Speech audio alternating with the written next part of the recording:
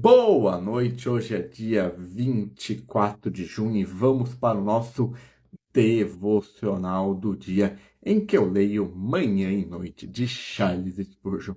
Mas antes vamos começar com a nossa oração. Jesus, Pai querido, que o Senhor esteja presente do começo ao fim deste devocional. Que o Senhor traga para essa live todos que precisam ouvir essas reflexões sobre a sua palavra, que se encontra em Evangelho segundo Lucas, capítulo 11, versículo 27 e 28. E Daniel, capítulo 3, versículo 16 e 18. Espírito Santo, se for necessário que o Senhor coloque em minha boca qualquer palavra para este devocional. Agradeço por estar conosco nesse dia. Amém, amém, amém. Bom, vamos lá para o nosso devocional do dia, começando lendo a introdução da Bíblia Spurgeon para o Evangelho segundo Lucas. Autor e período da escrita. O último dos 3 evangelhos sinóticos não traz nenhuma indicação direta quanto ao seu outro. Todavia, o nome do destinatário é mencionado logo no início. É um homem rico e próspero chamado Teófilo. O livro de Atos dos Apóstolos também é dedicado a esse mesmo Teófilo. Ambos os livros da Bíblia já foram atribuídos a Lucas no século II. Lucas, o médico amado, não era apóstolo e provavelmente também não era judeu. Lucas foi um fiel companheiro e colaborador do apóstolo por anos. A princípio, Lucas acompanhou Paulo durante sua segunda jornada a Trode a Filipos, durante sua terceira jornada de Filipos a Jerusalém.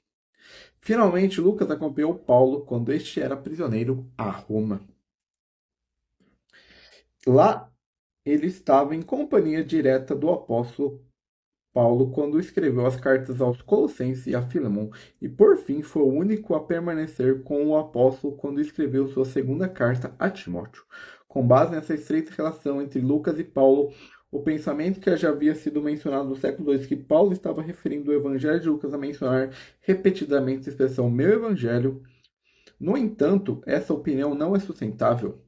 O Evangelho de Lucas e os escritos do apóstolo Paulo têm o mesmo caráter universal. São direcionados não apenas aos judeus, mas a todos no mundo inteiro. Não encontramos nada da vocação especial de Paulo no Evangelho de Lucas, nem da pregação do crente em Cristo ou do mistério sobre Cristo e sua igreja que foi especialmente revelado a Paulo. Sendo um médico, Lucas teve uma educação superior que se manifesta a partir da apresentação e estilo do seu trabalho. Ele não era uma testemunha ocular dos fatos que descreveu e, portanto, examinou minuciosamente os relatos das testemunhas oculares. Se Lucas conhecia ou não o Evangelho de Marcos e se usava ou não outras fontes conhecidas apenas por ele, são todas especulações. De fato, o Evangelho de Lucas contém mais de um terço do material que os outros escritores do Evangelho não mencionam. Isso se aplica especialmente aos capítulos introdutórios e à jornada do Senhor Jesus a Jerusalém. No versículo introdutório do capítulo 1, versículo 1 ao 4, vemos de forma muito clara a unidade entre o motivo do escritor e a inspiração divina. O que Lucas aprendeu das testemunhas oculares, ele escreveu sob inspiração do Espírito Santo. O Evangelho de Lucas provavelmente foi escrito durante os anos 55 a 60 depois de Cristo. Muitos cientistas supõem que Lucas o escreveu durante os 2 anos de prisão do apóstolo Paulo em Cesareia. Assunto e propósito dos escritos. Lucas provavelmente foi o único não-judeu chamado por Deus para escrever na Bíblia. O Evangelho com o seu nome é o mais longo de todos. Se incluirmos os Atos do Apóstolo, Lucas escreveu a maior parte do Novo Testamento após o apóstolo Paulo. Uma característica especial do Evangelho de Lucas e dos Atos dos Apóstolos é a validade geral do Evangelho da salvação para todos os homens no mundo inteiro.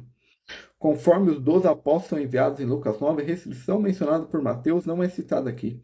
Em Mateus, os discípulos deveriam ir apenas às ovelhas perdidas da casa de Israel. O envio dos 70 é relatado apenas por Lucas. Mais do que qualquer outro evangelista, Lucas menciona o cuidado do Senhor Jesus por grupos especiais de pessoas e de indivíduos, os desprezados, os samaritanos, As mulheres e crianças, Lucas menciona mais de 10 mulheres que não são mencionadas em nenhum outro lugar. A universalidade do serviço de Cristo é o mais aparente no versículo-chave em Lucas 19, capítulo 10. Porque o Filho do Homem veio para buscar e salvar o que estava perdido. As palavras Salvador, salvação e salvar são mencionadas com especial frequência em Lucas. Não obstante, o assunto principal da apresentação de Lucas é a pessoa do Senhor Jesus como Filho do Homem, o homem verdadeiro e perfeito que viveu como o único justo entre os injustos, que sofreu a morte por eles na cruz. É por isso que Lucas descreve em grande detalhe a encarnação do Filho de Deus, seu nascimento, sua infância, sua obediência a Maria e José, e seu crescimento em todos os aspectos. Em sua genealogia do Senhor Jesus, Lucas remonta a Adão, o primeiro homem. Esta genealogia de Maria. Em nenhum outro evangelho encontramos o Senhor Jesus em oração e falando sobre oração com a mesma frequência que neste evangelho. Dessa maneira é expressa sua perfeita dependência de seu Deus e Pai. A intenção do Espírito Santo nesse evangelho é resumida nas palavras do centurião debaixo da cruz. Certamente era um homem justo. Peculiaridades. Alegria. A palavra alegria é mencionada com mais frequência em Lucas de maneira semelhante em João. Dos dois outros evangelhos, isso enfatiza que o evangelho é uma notícia boa ou alegre. É especialmente bonito ver que o evangelho começa e termina com essa alegria. Visão geral do conteúdo, a gente vai ler sobre o capítulo 11. A oração, a rejeição de Jesus, 6 infortúnios com os fariseus e os escribas.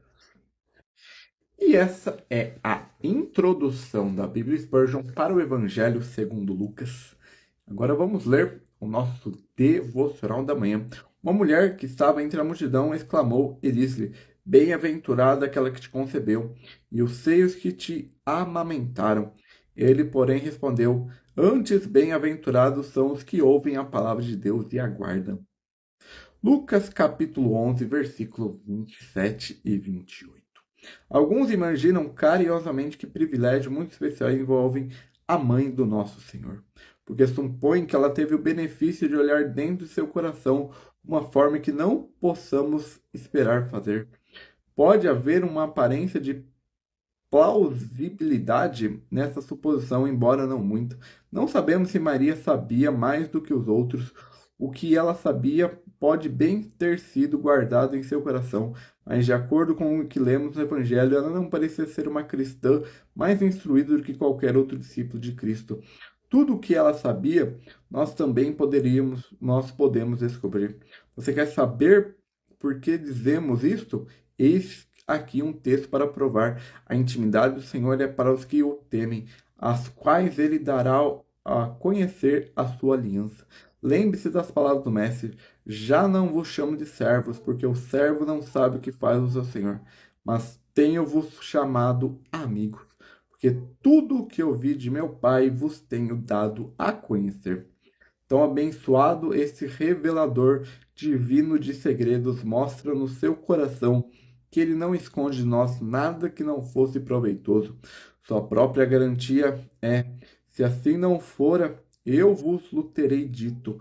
Porventura, ele não se manifesta a nós hoje como o faz ao mundo. Assim é e é. Então, não vamos nós hoje como não o faz ao mundo? Assim é, é. Então não vamos ignorantes declarar: bem-aventurados o bens que te trouxe. Porém, inteligentemente agradecemos a Deus por, depois de ter ouvido e guardado a palavra, termos a mesma verdadeira comunhão com o Salvador quanto a Virgem teve. E também temos uma tão verdadeira familiaridade com os segredos de seu coração, quanto ao que pode ser suposto que ela teve. Feliz a alma por ter tão privilegiada. E esse é o nosso devocional da manhã. Agora vamos ler o nosso devocional da noite, mas antes vamos ler a introdução da Bíblia Spurgeon para o livro de Daniel.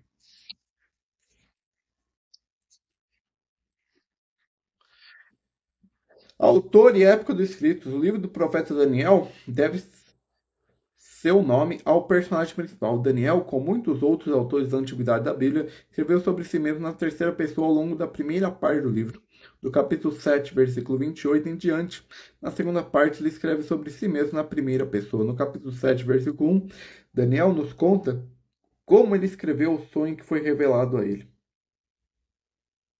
No capítulo 12, versículo 4, ele é convidado a fechar as palavras e selar o livro. Isso pode se referir ao todo o livro escrito por ele. Daniel pertencia aos judeus que foram levados cativos para a Babilônia no primeiro cerco de Jerusalém por Nabucodonosor no ano 605 a.C. Essa profecia foi cumprida por meio de Isaías ao rei Ezequias, ao qual foi falado cerca de 100 anos antes da época de Daniel. Essa profecia dizia que os descendentes do rei de Judá se tornariam servos do rei da Babilônia.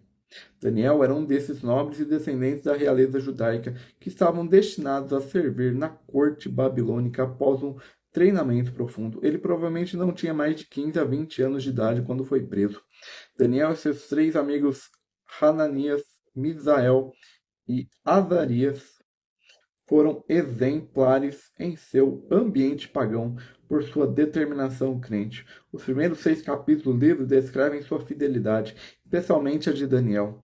Nas mais variedades circunstâncias da vida, sob Nabucodonosor, serviu como regente de todas as províncias da Babilônia e foi o chefe dos governantes de todos os sábios da Babilônia. Após a morte de Nabucodonosor, ouvimos falar de Daniel novamente durante o tempo de Belzassar, que era filho de Nabonida e reinou durante a ausência de seu pai como vice-rei. Naquela época, Daniel já era um homem velho. Após a conquista da Babilônia por meio de Dário, o Medo, provavelmente Gubaru ou Gobrias, no ano 539 ou 538 a.C. Daniel foi nomeado um dos 3 presidentes estabelecidos sobre 120 sátrapas do reino dos Medos e Persas. A última indicação de data é o 3º ano do rei Sírio da Pérsia, em Daniel 10, capítulo 10, versículo 1, que foi o ano 535 a.C. Daniel deveria ter cerca de 85 a 90 anos de idade quando escreveu suas últimas visões. Daniel foi contemporâneo de Ezequiel, que foi para o cativeiro na Babilônia em 597 a.C., cerca de 8 anos depois de Daniel. Ezequiel menciona Daniel 3 vezes em seu livro.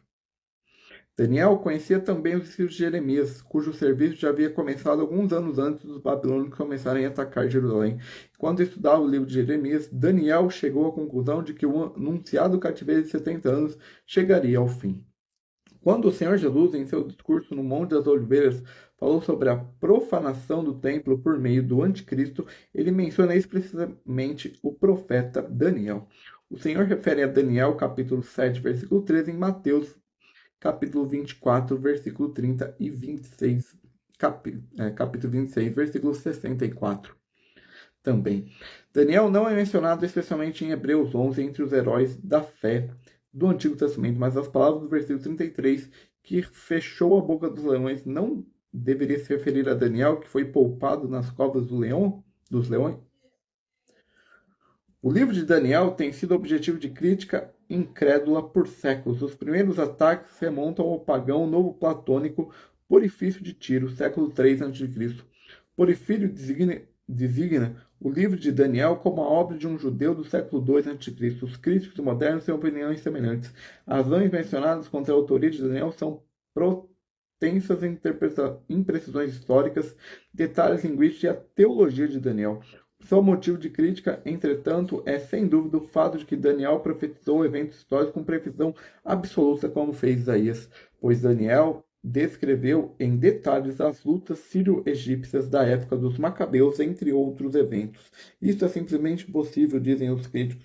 Dizem que um livro com esses detalhes deve ter sido escrito apenas depois desses eventos, mas Daniel também profetizou precisamente sobre a vida de Cristo.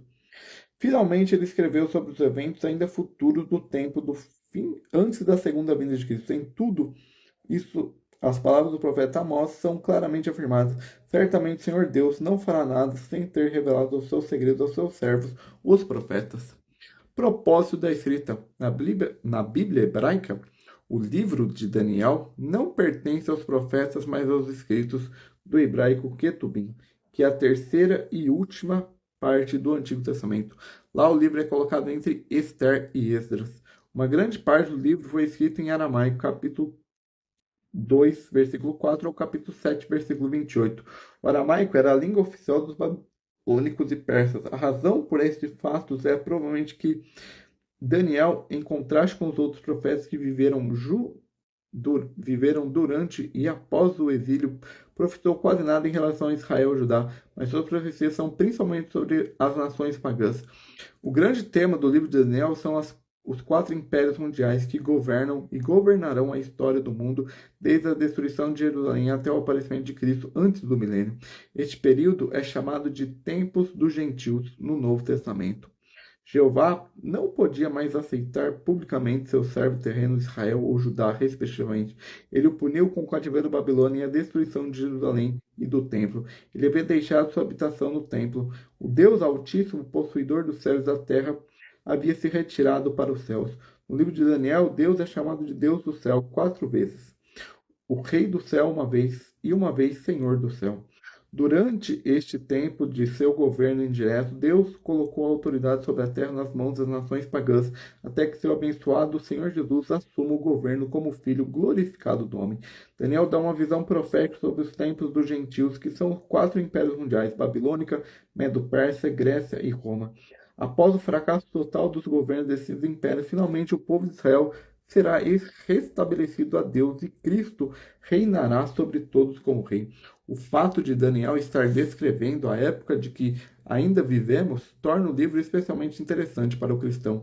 O livro pode ser dividido em duas partes. A primeira parte, o capítulo 1 ao 6, após a introdução de um remanescente fiel, descreve vários eventos históricos da vida de Daniel. Para começar, o capítulo 2 nos fala do sonho de Nabucodonosor e da interpretação de Daniel. Este sonho contém a visão humana de Nabucodonosor dos quatro impérios mundiais. Esta é a visão imponente de fato. Capítulos 4 ao 6, a seguir, não apenas mostram a fidelidade exemplar de Daniel e seus amigos, mas também indicam várias características dos impérios do mundo pagão que encontrarão seu culminante no tempo do fim. O capítulo 3 mostra a adoração de ídolos, o capítulo 4 a arrogância humana, o capítulo 5 a blasfêmia e o capítulo 6 a deificação do homem.